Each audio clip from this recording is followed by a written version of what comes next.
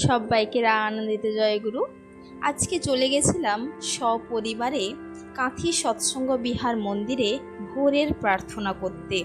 আমরা ভাবছিলাম যে আমরাই বোধহয় শুধু উঠে পড়েছি, কিন্তু চারপাশে এত পাখিরা ডাকাডাকি করছে এবং কত মানুষের আনাগোনা রাস্তায়।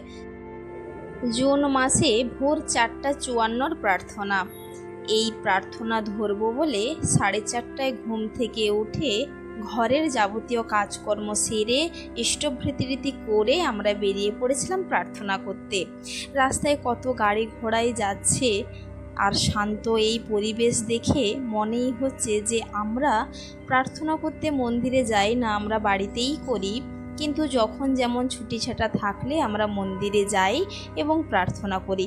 খুবই আনন্দ লাগছিল মন্দিরে গিয়ে, এবং আমরাও ভাবছিলাম যে আমরা যদি সপ্তাহে 2-3 দিন করে আসি তাহলে কতই না আনন্দ। শ্রী শ্রী ঠাকুর প্রার্থনা নিয়ে বলেছেন যে নাম ধ্যানে যেন খাঁকতি ও অসামঞ্জস্য দেখা না দেয়।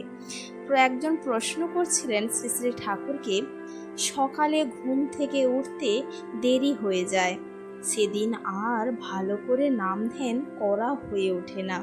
তখন শ্রী শ্রী ঠাকুর বলছেন, নাম ধ্যান রোজ ঠিক মতো করবি।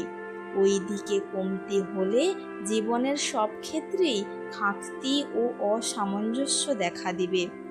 আচরণ যদি ঢিলে হয়, অজ্ঞাতসারে সেটা অনেকের মধ্যে ছড়িয়ে যাবে। মানুষ যদি ঠিক মতো চলে করে, তাতে শুধু তারই ভালো হয় না, পরিবার পরিবেশের অনেকেরই ভালো হয় তাতে।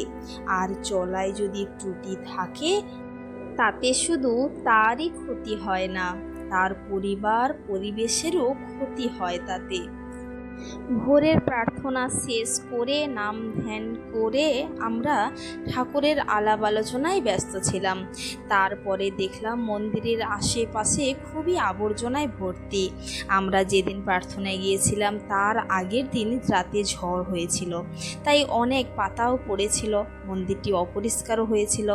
আচার্যদেবের আশীর্বাদ করেছেন আমাদের মায়েদের প্রতি যে আমরা যেন প্রত্যেক মন্দিরে গিয়ে পাশাপাশি মন্দিরে গিয়ে মন্দির পরিষ্কার পরিচ্ছন্ন করি।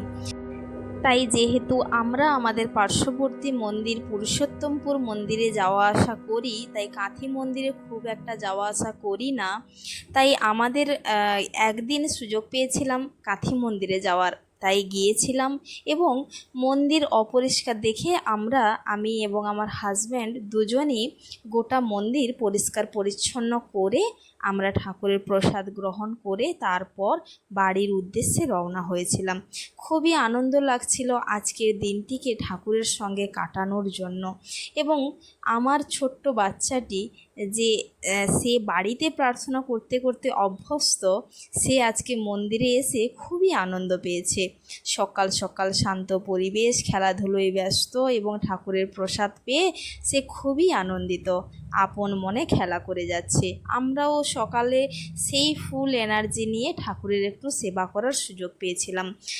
তারপরে সব কাজকর্ম শেষ করে আমরা বাড়ির উদ্দেশ্যে আবার রওনা দিয়েছি। জয়গুরু জয়গুরু।